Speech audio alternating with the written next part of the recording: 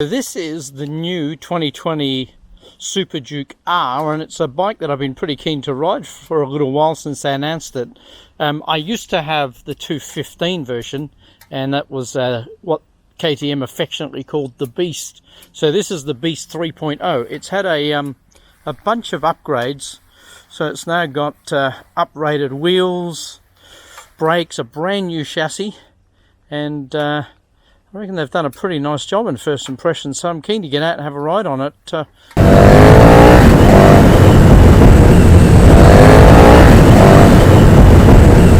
one of the things you notice about the bike, it is so smooth. The ability to transition in corners, left, right, right, left, is really good on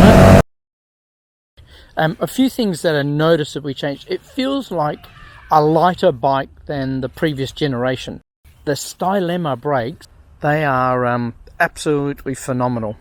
It's got amazing grunt, as you'd expect. I think it's 185 horsepower or something crazy.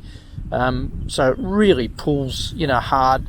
One thing they've done over the previous generation, the one that I owned, is they've made the bottom end of it a lot smoother. You used to ride at about 4,000 revs. Anything below that, the motor got really chuggy and felt really horrible. Whereas this, you've got to labour it right down to about 2,500 to get the same effect. So they've managed to fix that bottom end, done a really nice job on smoothing it out. And I'll give KTM credit, because normally their seats are absolutely atrocious. The seat on this thing is pretty decent. After an hour's riding, I was fine. Really nice digital dash. One thing they have done, I'm not sure, they've upgraded all their switch gear, and it's I've had a few KTMs, but it's taken me a little while to come to grips with, so they're probably going to change it on all their models, but it is a bit different and a bit strange at first. Still think the jury's a little bit out. I'm not sure about this bend in the exhaust. It's obviously to get the two exhaust lengths exactly tuned and get a bit of performance, so if I owned it, it definitely needs a pipe. I mean, now that looks really good. The muffler on it looks decent. Some of the bikes coming out, they look horrible. But it doesn't sound that great. It sounds a bit choked. It doesn't go like that. It goes like a scolded cat.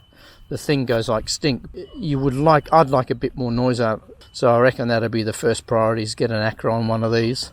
So look, to sum it up, the 2020 Super Duke R is a beast. This is not a bike that you buy with your head. You might convince your missus that it makes smart sense to commute on a naked, but this is a bike you buy with your heart. It's a passion bike.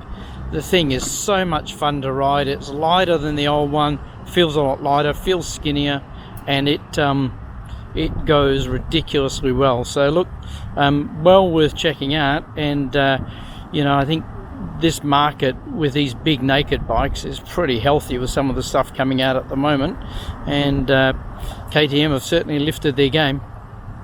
I want to thank the guys down at Savage Motorcycles for the chance to get out and ride the bike, and hopefully that's helpful to you.